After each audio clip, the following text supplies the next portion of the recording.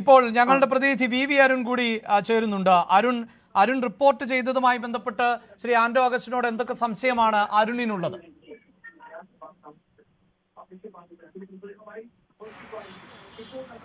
അരുൺ, അഭിലാഷ്, പ്രധാനമായും ഇത് സർക്കാർ അർജന്റീന ഫുട്ബോൾ അസോസിയേഷന്റെ അഭിലാഷ് പറഞ്ഞോളൂ അരുൺ, ആന്റോയ്ക്കും കേൾക്കാം.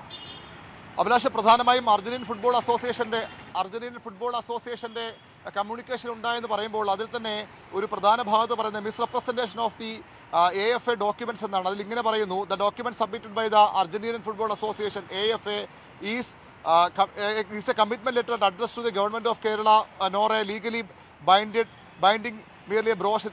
ഒരു കൊമേഴ്സ്യൽ ബ്രോഷർ, ഒരു പാംലെറ്റ് മാത്രമാണ് നൽകിയത്. അപ്പുറത്തേക്ക് കൃത്യമായ ഏതെങ്കിലും തരത്തിലുള്ള ലീഗൽ വാലിഡിറ്റി ഉള്ള ഒരു ഡോക്യുമെന്റും അർജന്റീൻ ഫുട്ബോൾ അസോസിയേഷൻ കേരളത്തിനോ അല്ലെങ്കിൽ ഈ സ്പോൺസറിനോ അയച്ചിട്ടില്ലെന്നാണ് ഈ റിപ്പോർട്ടിൽ പ്രധാനമായി ആദ്യ ഭാഗത്ത് തന്നെ മിസ്ഇന്റർപ്രിട്ടേഷൻ ഓഫ് ദ AFA ഡോക്യുമെന്റ് എന്ന ഭാഗത്തിൽ തന്നെ പറയുന്നത്. അഭിലാഷ്, ശരി, അതാണ് ആന്റോ ഞാൻ ആദ്യം ചോദിച്ചത് തന്നെയാണത്. അതായത് താങ്കൾ പറഞ്ഞു വരുന്നത് ഇങ്ങനെയല്ല ഈ റിപ്പോർട്ട്, അല്ലേ? ഒരു മിനിറ്റ്, ഇത് നിങ്ങൾക്ക് എവിടുന്ന് ഏത് രേഖയാണ് നിങ്ങൾ ഈ വായിക്കുന്നതെന്ന് പറയാവോ? ഏത് രേഖയാണ്, ഏത് ഡേറ്റിൽ ആരയച്ചത്, എന്തിന് കിട്ടിയ രേഖയാണ് പറയാവോ?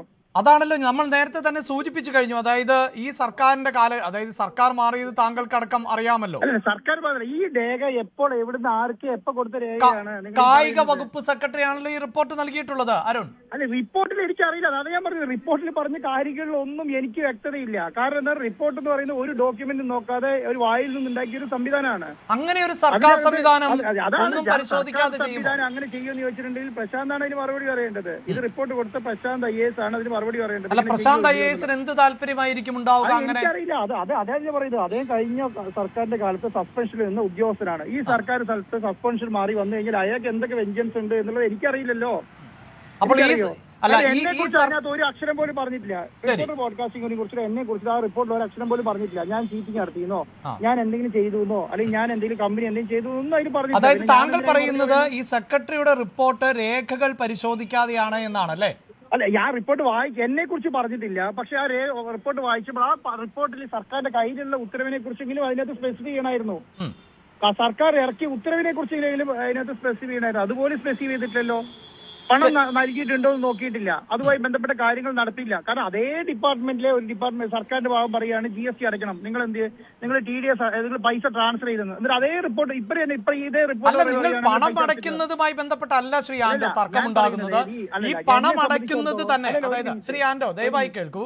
അതായത് ഈ 126 കോടി രൂപ അടച്ചത് അത് ഈ വിദേശ നാണ്യത്തിന്റെ ഇടപാടിൽ വരുന്ന ഒരു തട്ടിപ്പായി മാറിയോ, കള്ളപ്പണം വെളുപ്പിക്കാൻ വേണ്ടിയുള്ള ഒരു ഇടപാടായി മാറിയോ എന്ന സംശയമാണ് ഇവിടെ പ്രകടിപ്പിക്കുന്നത്. എന്നെ സംബന്ധിച്ചിടത്തോളം ആ റിപ്പോർട്ടിൽ എന്നെ ബാധിക്കുന്ന ഒരു കാര്യവും പറഞ്ഞിട്ടില്ല. അതിന് ഞാൻ മറുപടി വേണ്ട കാര്യമില്ല. അല്ല, ഈ കള്ളപ്പണം വെളുപ്പിക്കുന്നുവെങ്കിൽ അത് താങ്കളുടെ കമ്പനിയല്ലേ ബാധിക്കുക? എങ്ങനെയാണ് സർക്കാർ അനുമതിയോടുകൂടി, കേന്ദ്ര സർക്കാരിന്റെ അനുമതിയോടുകൂടി, RBIയുടെ അനുമതിയോടുകൂടി സർക്കാർ കേന്ദ്രത്തിലേക്ക് പണം അയക്കുമ്പോൾ, അക്കൗണ്ട് ത്രൂ ഫണ്ട് അയക്കുമ്പോൾ അതിനകത്ത് പിന്നെ എങ്ങനെയാ കള്ളപ്പണം എന്നൊക്കെ പറയാൻ കഴിയവർക്ക്? അവിടെയാണല്ലോ സർക്കാരിനെ തെറ്റിദ്ധരിപ്പിച്ചു എന്നാണ് റിപ്പോർട്ട് പറയുന്നത്. അങ്ങനെ സർക്കാരിനെ തെറ്റിദ്ധരിപ്പിക്കാൻ അതാണ് ഒരു ബ്രോഷർ കാണിച്ചിട്ട് ഇതാണ് എഗ്രിമെന്റ് എന്ന നിലയിൽ സംസ്ഥാന അല്ലാന്ന് പറയും. എഗ്രിമെന്റ് എന്ന് പറയുന്നത് ബ്രോഷറാണോ? അത് തന്നെയാണ് ചോദ്യം. ബ്രോഷറാണ്, അവരെ കൺഫർമേഷൻ പറയുന്നത് പോസ്റ്ററാണ്.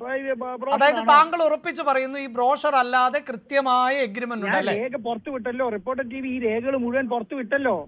അത് ഞങ്ങൾ കണ്ടതാണ്. പക്ഷേ ആ രേഖകൾ പുറത്തു വിട്ടിട്ട് എന്താ നിങ്ങൾ അംഗീകരിക്കാത്തെ? അതാണോ വാസ്തവമെന്ന് ഞങ്ങൾക്ക് സ്ഥിരീകരിക്കാൻ പറ്റില്ല എന്നുള്ളത് അവർ ആരെയും വന്ന് ചോദിക്കട്ടെ, അന്നേരം ഞാൻ കാണിച്ചു കൊടുക്കാം. നിങ്ങൾ എന്റെ അടുത്തേക്ക് വരൂ, ഞാൻ പറയാം. ശരി, അങ്ങനെയെങ്കിൽ ഒരു കാര്യം കൂടി അതായത് ഇപ്പോൾ സർക്കാർ സംവിധാനം മാറി. താങ്കൾ പറഞ്ഞതനുസരിച്ച് സർക്കാരാണ് ഈ അർജന്റീന ടീമിനെ എത്തിക്കുന്നത്, അതിന് സ്പോൺസറായി നിങ്ങൾ വർത്തിക്കുന്നു എന്ന് മാത്രമാണല്ലോ ഉള്ളത്, അല്ലേ? അപ്പോൾ ഈ പുതിയ സർക്കാർ അധികാരത്തിലേറിയതിനു ശേഷം താങ്കൾ ഈ സർക്കാർ സംവിധാനങ്ങളുമായി ഏതെങ്കിലും തരത്തിലുള്ള ആശയവിനിമയം നടത്തിയിട്ടുണ്ടോ? അല്ല, സർക്കാർ ഞാൻ ഓൾറെഡി അന്താരാഷ്ട്ര കോടതിയിൽ കേസ് ഫയൽ ചെയ്തു. അല്ലല്ല, കോടതി എന്നെ സംബന്ധിച്ചിടത്തോളം ഇതൊരു വ്യവഹാരമായ മാറിയ സ്ഥിതിക്ക് ആ വ്യവഹാരത്തിന്റെ അടിസ്ഥാനത്തിൽ എന്തുകൊണ്ടാണ് സർക്കാർ എന്നാൽ ഒരു തുടർച്ചയാണല്ലോ. കേരള സർക്കാർ ഇപ്പൊ പോയിട്ട് ഈ പൈസ മേടിച്ചു തരുമോ? അല്ല, കേരള സർക്കാരിനോട് താങ്കൾ, അതായത് കഴിഞ്ഞ സർക്കാരിന് വേണ്ടി താങ്കൾ ചെയ്ത പ്രവൃത്തി പുതിയ സർക്കാരിലേക്ക് വരുമ്പോൾ അതൊക്കെ എന്റേതായ പേഴ്സണലായ കാര്യങ്ങളാണ്. അവിടെയാണ് ശ്രീ ആന്റോ അഗസ്റ്റിൻ എന്റെ ചോദ്യങ്ങൾക്ക് ചില സമയത്ത് താങ്കൾ പറയുന്നു അതെന്റെ വ്യക്തിപരമായ കാര്യം, ചില സമയത്ത് താങ്കൾ ചോദിക്കുന്നു ഞാൻ എന്തിനു മറുപടി പറയണം. സർക്കാർ പറയണമല്ലോ എന്ന്. ഒരു മിനിറ്റ്, ഈ പണി തന്നെയാണ് ഞാൻ ചെയ്യുന്നത്. എന്നെ നിങ്ങൾ എന്താണ് അതും ഇതും പറഞ്ഞിട്ട് കാര്യമില്ല. ഞാൻ പറയുന്ന ഒറ്റ ഒരു കാര്യമുള്ളൂ. ഒരിക്കലും താങ്കളുടെ പണിയുമായി ഞാൻ താരതമ്യം ചെയ്യുന്നില്ല. ഞാൻ താങ്കളോട് സംശയമാണ് ചോദിക്കുന്നത്. അത് താങ്കളെ ഒരു മാധ്യമ പ്രവർത്തകൻ എന്ന നിലയിലല്ല ആന്റോ അഗസ്റ്റിൻ ഞാൻ താങ്കളോട് സംസാരിക്കുന്നത്. മാധ്യമ പ്രവർത്തനവുമായി ബന്ധപ്പെട്ട് ഒരു സംശയവും ഞാൻ താങ്കളോട് തിരയുന്നുമില്ല, അതിന്റെ ആവശ്യവുമില്ല. ഇല്ല, ഞാൻ ഒരു സെക്കൻഡ് ഞാൻ ചോദിക്കുന്ന മറുപടി ഞാൻ പറയാം. എന്താന്ന് പറഞ്ഞാൽ നമ്മുടെ അടുത്ത് ഒരു ലീഗൽ ഫൈറ്റിലേക്ക് ഇറങ്ങി ഒരു കോടതിയിൽ മാറ്റർ എത്തി, പിന്നെ എനിക്ക് അതിനെ ഡീൽ ചെയ്യാൻ പറ്റുന്നത് എങ്ങനെയാണ്? നിയമോപദേശത്തിന്റെ അടിസ്ഥാനത്തിലാണ്. ഞാൻ പറയുന്നത് മുഴുവൻ നിയമോപദേശം കേടുന്നതിന് മുൻപും കേസ് കോടതിയിൽ എത്തുന്നതിന് മുൻപുള്ള കാര്യങ്ങളാണ്. അതിനൊരു സീക്വൻസ് ഉണ്ട്. ആ സീക്വൻസ് അടിസ്ഥാനത്തിൽ എനിക്ക് എല്ലാ കാര്യങ്ങളും പറയാം. അതിനുശേഷം എങ്ങനെ മൂവ് ചെയ്യണം, ഏത് രീതിയിൽ മൂവ് ചെയ്യണം, സർക്കാരിനെ സമീപിക്കണോ വേറെ ആരെങ്കിലും സമീപിക്കണോ ഒക്കെ തീരുമാനിക്കുന്നതിന് ശേഷം ഞാനോ അല്ലെങ്കിൽ നമ്മുടെ ലീഗൽ ഡിപ്പാർട്ട്മെന്റോ ആണ്. അപ്പൊ അതിനുശേഷമുള്ള കാര്യങ്ങൾ എനിക്ക് അത് നിങ്ങൾ എന്തുകൊണ്ട് സർക്കാർ ഇനി സമീപിക്കുന്നില്ല എന്ന് ചോദിച്ചാൽ സമീപിക്കണോ വേണ്ടയോ എന്നുള്ള കാര്യം ഇനി കേസിനെ ആസ്പദമാക്കിയിട്ട് നടക്കുള്ളൂ. അപ്പൊ അതിനുശേഷമുള്ള കാര്യങ്ങളെ പറയാൻ കഴിയുള്ളൂ. അല്ലാതെ ഞാൻ അതിന് മുന്നേ എങ്ങനെ പറയാൻ കഴിയുക? എന്തായാലും ഈ സർക്കാർ വരുന്നതിന് മുന്നേ തന്നെ ഞാൻ ഇന്റർനാഷണൽ കോടതിയിൽ പോയി. ശരി, ഈ ഇന്റർനാഷണൽ കോടതിയിൽ പോകുമ്പോൾ താങ്കളുടെ ആവശ്യം കൃത്യമായി എന്താണ്? മത്സരം നടത്തുക എന്നുള്ളതാണോ? അർജന്റീന ടീമിനെ ഇന്ത്യയിലേക്ക് വരുത്തുക എന്നതാണോ? 126 കോടി രൂപ താങ്കൾ കൊടുത്ത തുക തിരിച്ചു പിടിക്കുക എന്നതാണോ? അങ്ങനല്ല. ഈ ആർബിട്രേഷൻ കേസിന് ഒരു പ്രത്യേകതയുണ്ട്. ആർബിട്രേഷൻ എന്ന് പറയുന്നത് എന്താണ്? ഒരു എല്ലാ എഗ്രിമെന്റിലും ഒരു ആർബിട്രേഷൻ ക്ലോസ് ഉണ്ടാവും. ഈ ആർബിട്രേഷൻ ക്ലോസ് എന്ന് പറയുന്നത് എന്താണ്? ഈ ഒരു ആർബിട്രേറ്ററെ അപ്പോയിന്റ് ചെയ്ത ശേഷം നിങ്ങളും അവരും തമ്മിലുള്ള എന്താണ് ഈ പറഞ്ഞ പരാതികൾ അല്ലെങ്കിൽ പ്രശ്നം അത് സംസാരിച്ച് പരിഹരിക്കലാണ് ഒരു സമവായം അല്ലേ ഉദ്ദേശിക്കുന്നത്? അതാണ് ഈ ആർബിട്രേറ്റർ ഉത്തരവാദിത്വം. അപ്പൊ ഈ ആർബിട്രേറ്റർ ഉത്തരവാദിത്തത്തിൽ എന്താണോ ഫൈനൽ ഡിസിഷൻ എത്തുന്നത്, നമ്മുടെ കാര്യം നമ്മൾ പറയും, അവർ പറയുന്ന അവരുടെ കാര്യം പറയും, അതിനുശേഷം ഒരു ഡിസിഷൻ എടുക്കും എന്നുള്ളതാണ്. അതിനേക്കാളും കൂടുതൽ നമുക്ക് അതിനകത്ത് വേറെ ഞങ്ങൾക്ക് ഇത്ര കോടി വേണം നഷ്ടം, അങ്ങനെ നഷ്ടം വേണമെന്നൊക്കെ നമ്മൾ പറയുന്നുണ്ട്. നമ്മുടെ നഷ്ടം വേണം, നമുക്ക് തന്ന പൈസ ഇൻട്രസ്റ്റ് വേണം, നമ്മളുമായി ബന്ധപ്പെട്ട കാര്യങ്ങൾ മുഴുവൻ തരണം എന്ന് കാര്യം നമ്മൾ പറയും. അവർ പറയും അവർക്ക് വരാൻ കഴിയുന്നില്ല, അവർക്ക് വരാൻ കഴിഞ്ഞില്ല, ഇന്ന കാരണങ്ങൾക്ക് വരാൻ കഴിഞ്ഞില്ല. അപ്പൊ ഇനി എന്താണ് സൊല്യൂഷൻ എന്നാണല്ലോ പൈസ തിരിച്ചതാണ്. ആന്റോ, എന്റെ സംശയം ഒന്ന്, ഒരു സ്പോൺസർ എന്ന നിലയിൽ താങ്കൾക്ക് ഒരു ആഗ്രഹം ഉണ്ടാകുമല്ലോ, അതാണ് ഞാൻ ചോദിക്കുന്നത്. ഇപ്പോൾ താങ്കൾ തന്നെ പറഞ്ഞു അവർക്ക് വരാൻ പറ്റില്ല എന്ന് പറഞ്ഞാൽ കേരളത്തിൽ കൊണ്ടുവരണോ, ഇനി ഒരു കളി കേരളത്തിൽ കൊണ്ടുവരണോ കൊണ്ടുവരണ്ടയോ എന്ന് തീരുമാനിക്കുന്നത് നമ്മളും സർക്കാരും ഒക്കെ ആലോചിച്ചതിന് ശേഷം മാത്രമായിരിക്കും. അത് കേരളത്തിൽ തന്നെ വേണോ കേരളത്തിന് പുറത്ത് വേണോ എന്നൊക്കെ തീരുമാനിക്കുന്നത് നമ്മൾ സർക്കാരും ആലോചിച്ചതിന് ശേഷമായിരിക്കും. പക്ഷേ എന്താണ് സംഭവം? അതിലേക്ക് എത്തണമെങ്കിൽ വരുമോ ഇല്ലയോ എന്ന് ആദ്യം അറിയണ്ടേ? അവരെ കമ്മ്യൂണിക്കേഷൻ ഇതാണ് നമ്മൾ അറിയണ്ടേ? അതിലേക്ക് എത്തട്ടെ, അന്നേരം ആലോചിക്കാം. അതായത് വരാൻ തയ്യാറെങ്കിൽ താങ്കൾ അതിനെ സപ്പോർട്ട് ചെയ്യും അല്ലെ? 100% സപ്പോർട്ട് ചെയ്യും. വരുന്നില്ല എങ്കിൽ താങ്കൾക്ക് പണം തിരികെ ലഭിക്കണം. തീർച്ചയായിട്ടും ഈ രണ്ട് ഓപ്ഷനാണ് താങ്കൾ മുന്നിലുള്ളത്. അതെ, രണ്ട് ഇൻട്രസ്റ്റും തിരിച്ചു തരണം.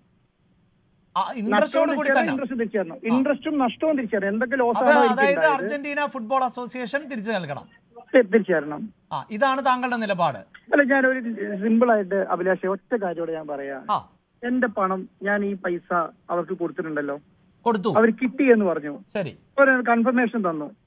അവർ കോടതിയിൽ വന്ന് പറഞ്ഞു അവർക്ക് പണം കിട്ടി, ഞങ്ങൾക്ക് വരാൻ കഴിഞ്ഞില്ല, കളിക്കാൻ കഴിഞ്ഞില്ല. ഇനി എന്താണ് നിങ്ങളുടെ മുന്നിൽ ഓപ്ഷൻസ് നമ്മളോട് ചോദിച്ചല്ലോ. നമ്മുടെ ഇന്റൻഷൻ എന്താണ്? കളിക്കുക എന്നുള്ളതാണ്. അത്രയും കാര്യങ്ങൾ അവർ എഗ്രി ചെയ്ത സ്ഥിതിക്ക് ഞാൻ പറഞ്ഞ കാര്യങ്ങളെല്ലാം അവർ എഗ്രി ചെയ്തല്ലോ, അവർ ചെയ്തു. ഇനി അവർക്ക് എന്തോ കാരണം കൊണ്ട് കളിക്കാൻ കഴിഞ്ഞില്ല, പല കാരണങ്ങൾ ഉണ്ടാവാം. ഇനി എന്താണ് അതിനൊരു സൊല്യൂഷൻ? ഒരു മിനിറ്റ് സാർ, ഒരു മിനിറ്റ് എന്ന് കംപ്ലീറ്റ് ചെയ്തോ. അപ്പൊ ഈ പ്രശ്നം നമ്മൾ എന്ത് ചെയ്യുന്നു? നമ്മൾ ഒരു ആർബിട്രേറ്റർ ഇട്ട് ഉന്നയിക്കുന്നു, അവരൊരു ആർബിട്രേറ്റർ അപ്പോയിന്റ് ചെയ്യുന്നു. ഈ ബന്ധമില്ല എന്ന് പറയുന്ന അർജന്റീന ഒന്നും അറിഞ്ഞിട്ടില്ല എന്ന് പറയുന്ന സ്ഥലത്താണ് അവർ ആർബിട്രേറ്റർ അപ്പോയിന്റ് ചെയ്യുന്നത് കേട്ടോ. ഇന്റർനാഷണൽ കോടതിയിൽ ആർബിട്രേറ്റർ അപ്പോയിന്റ് ചെയ്യുന്നു.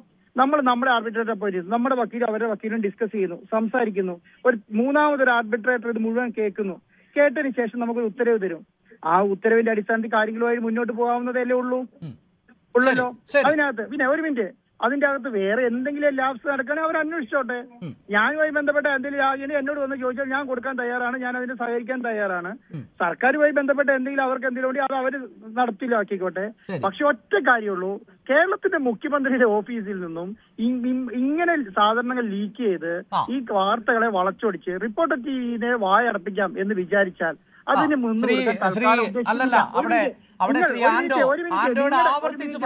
ഞങ്ങൾ ആവർത്തിച്ച് പറയുന്നു, ആന്റോ എന്ന മാധ്യമ പ്രവർത്തകനോടോ താങ്കളുടെ മാധ്യമ സ്ഥാപനത്തോടോ അല്ല ചോദ്യങ്ങൾ.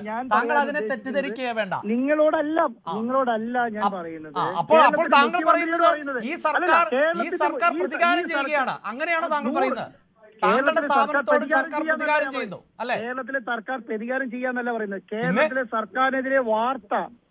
സർക്കാരിനെതിരെ വാർത്ത നടക്കുന്ന സ്ഥാപനത്തിന്റെ വായ അടപ്പിക്കാനുള്ള ശ്രമമാണ്. അത്രേ ഉള്ളൂ. അതിനുവേണ്ടിയാണ് ഈ വിഷയത്തെ വലിച്ചഴിക്കുന്നത്.